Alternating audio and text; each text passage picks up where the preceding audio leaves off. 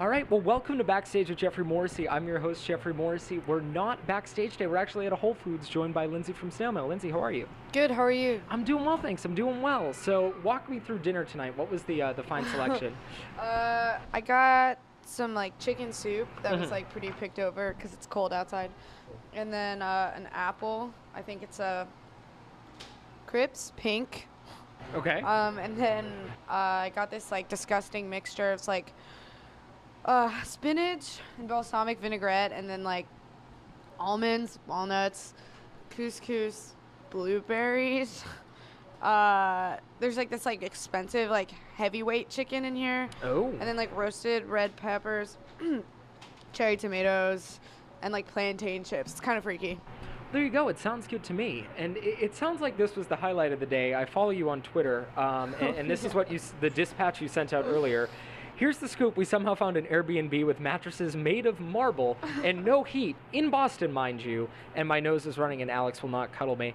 Alex, thing aside, how did you land on this Airbnb and how are you making do? We're there for tonight too. And our tour manager booked it. No shade. No shade. And we're making do. I mean, I woke up every 20 minutes last night because, it wasn't actual marble, but the bed was so hard. Ugh. So hard. You would put your knee into it and it wouldn't move. So I was just waking up solely because my pressure points were hurting. And then it was so cold and I was wearing all these layers. And then every time Alex would he stays up late and drinks and watch stuff on his computer. Yeah, so every time he would move, I just woke up because I was so uncomfortable. But we found out after we woke up there's a space heater in the room. So hopefully tonight's better. Illegal but comfy, so that'll be good. Is that illegal? I think in parts of Mass, yes it is. But how does this snafu sort of compare with the all-time tour snafus? I imagine there has to be a worse story than this. Yeah, there's always something. Every tour, there's always 3 or 4 Airbnbs that are awful. But oftentimes we get stuck with really good ones. So it's I don't know. Yeah, tour definitely has its super high ups and super low downs, but I would say this lands somewhere in the middle. It was nice to all have our own rooms besides me and Alex. So the shower pressure was good. Good soap in there. We got a really good breakfast. So everyone's alive. It sounds like this host is going to get a good review, which is what we like to hear. Yeah. Well, you'll have the chance to rent it again when you play the Sinclair on December 1st and 2nd, a little bit later this year.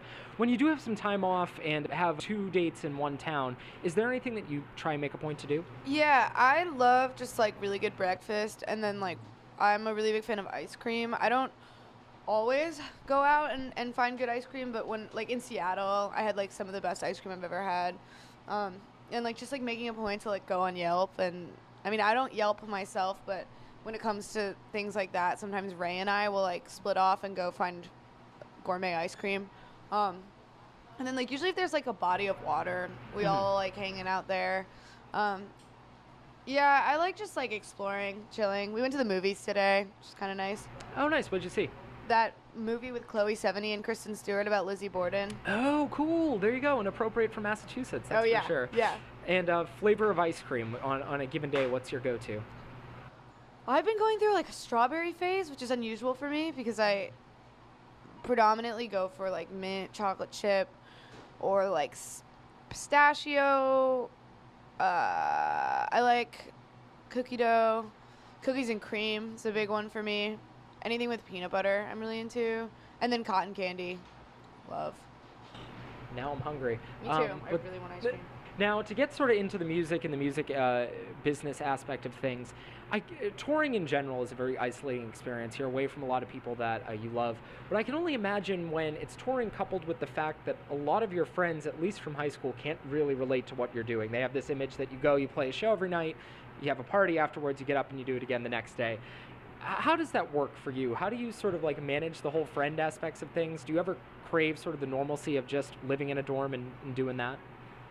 Yeah, it is very isolating. I feel like I've had to really limit my circle and just change it because it's if you want to keep friends, you kind of have to put forth digital effort and call everyone on the phone, and you sort of realize really fast that that you can't with people that you're only sort of interested in keeping in contact with. But yeah, I mean, I love doing normal stuff. I love going to parties and like just sitting around at like coffee places and stuff. And so like when I'm home, I pretty much spend every hour of every day with like my different friends, even though that's like not I mean, it's not the most relaxing thing ever, but I just like I've sort of like become a little more introverted than before, but I'm like a person that really needs to be around other people. So yeah, so I FaceTime, and I try my best to like travel for my friends that are at college and stuff like that. And yeah, I make like a big effort because I just like, I really love my friends from home and my friends not from home, and not just having the 4 friends that are in my band.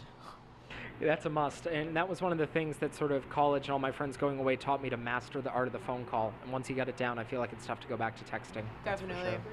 Sure. And then so getting to this album, Lush, your EP Habit before then said that it doesn't really represent you as a songwriter, which is understandable because the songs were written so long ago. When you think about Lush, what would you say is the track that truly does represent you as a songwriter? Probably Let's Find It Out.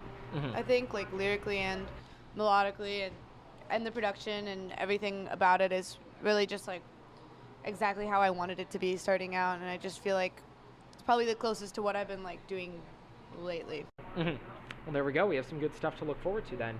Hopefully. An intro, the first song on the album, is so powerful. I love that. Forgive Every Time. I imagine you must have written this sort of with the intention of it kicking off the album. Yeah, I wrote Anytime towards the end of the writing process of the record, and I really like the idea of it being like bookends, because I think thematically it is like really strong. It's a strong opener and a strong closer, and it sort of like, the record has all different kinds of themes of like, you know, anger and heartbreak and unconditional love, and then the only thing that really like remains, the only thing that I think really could tie it together is just like, you know, knowing at the end, sort of just like summing up my experience as being that like you have to really take care of yourself first, but loving someone and forgiving them isn't like, you know, can't really be wrong. And I feel like that of all of the themes on there, I feel like it's the most representative of like how I've learned from my experiences and grown as a person over the last couple of years. Nice. And we're going to get to Anytime a little bit later. But you did reference sequencing there in the terms of the 2 bookends. Other than the bookends, I imagine sequencing was a big thing for you because the record does flow incredibly well. Thank you. Yeah. It was something that I thought about a lot when I was writing the individual songs. And they're also like, I could hear how the themes sort of blend together for people, but to me they all represent such different times in my life, and tying them all together was really challenging. But yeah, I mean, musically the flow of it was really important to me, and then like lyrically it sort of came second. But yeah, I like to think it ebbs and flows, and I'm a really big fan of side B on the record, but I also think side A has its purpose, and yeah, I really like the way it came out. I do too. And then another thing that I love, Stick. It was my favorite song on Habit. It made its way on to Lush as well. What was it about that track that it needed to be on both? I think I wrote it really close to the end of making Habit, and I felt like I didn't give it enough time to really develop on tour, and like I didn't really get a chance to let it grow and breathe as its own thing. And we did it at this one college show as a full band just because we had a lot of time to fill. And I don't usually play that song live, and realized it just grew a lot from the time that I started playing it to like when we just brought it out as a full band, like without really ever practicing it. And it, I don't know, I like thought I could like sort of change some melodies and like make it more powerful and kind of give the song the space that it deserves. Well, it's beautiful on both, and I was happy to hear it again. And then I was reading in an interview, and I'll sort of edit this for radio, that it was about energy in the studio, and that the song Anytime is really caring and Full Control is not caring, which I found interesting because they're the 2 songs that I gravitated towards the most. So for me, can you explain that energy in the studio and sort of the difference and how it shows in those songs?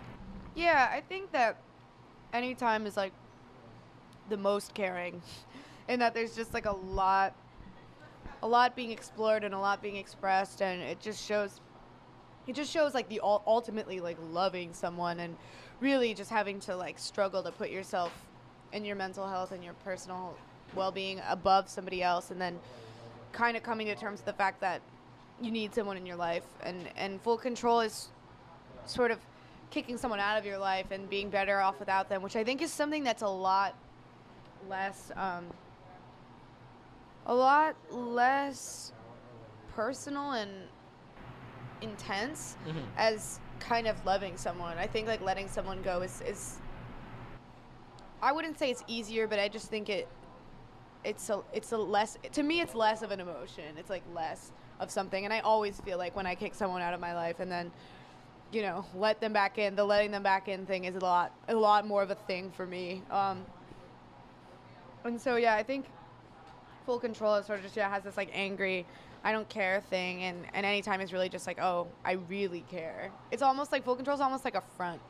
It's just like sort of I kind of looking back at how I was feeling, it was just like an angsty reaction. It's not really like deep emotional exploration.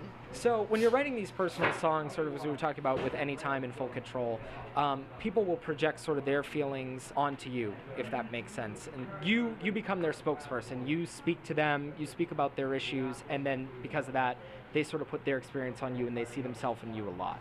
Yeah, I think that is really cool, and I like hearing people put context to my songs and my words, but I try not to let it be part of like the songwriting process at all, because I think that, you know, like no matter how much it's like I kind of think of it in the same way as like getting judgment or like getting critiques or validation, in that it's just like the only thing that really matters when you're writing a song is just like how you feel, and you sort of have to just like tune out all the noise, because it's just like it's such a personal thing that no matter how people react, it can't be a part of your writing process, and it can't affect the way that you see yourself as a writer or the way that you go about making art. Totally. And then you do a ton of these interviews, which as a journalist I'm appreciative of. What do you wish people asked you about more often that you had a chance to talk more about in these? That's a good question. I feel like a lot gets covered in the like grand scope of the interviews that I've done, but I kind of like love stupid questions, just like, you know, like about like, you know, like what movies do you like, what like what's your favorite color, like stuff like that, like, cause no, like journalists don't go there, cause I guess it's like technically bad journalism, but I love like lighthearted stupid stuff. All right, well, there we go. Maybe at the Sinclair we'll do like a Tiger Beat style one where it's all those questions that you get in those magazines, which are always a lot of fun. I totally agree. Yeah, what do you look for in a boy? Like stuff like that. Well, getting back to the subject at hand, I know that you have a ton to do tonight, and I appreciate you taking the time. Who are you listening to right now? Ooh, I don't know if you've heard that artist Tirza? No. Tirzah. She's really incredible. I've been listening to a ton of like JPEG Mafia. Honestly, like lots of the new Mitski, like yes. Soccer Mommy lately. I actually just discovered that I really like the 1975. Yes, finally. Those songs they're are so cool. amazing. Yeah, they are. Yeah, I really like them. Yeah, I've been like going back to like My Bloody Valentine stuff that isn't on Spotify. They're just like really like going deep on YouTube. Claro, so awesome. Yeah, I mean, that's what... Well, while you're listening to all that cool stuff, be sure that you throw in Snail Mail's Lush. Lindsey from that band has been my guest today. Thank you so much for the time. I appreciate it. Yeah, thank you. Nice meeting you.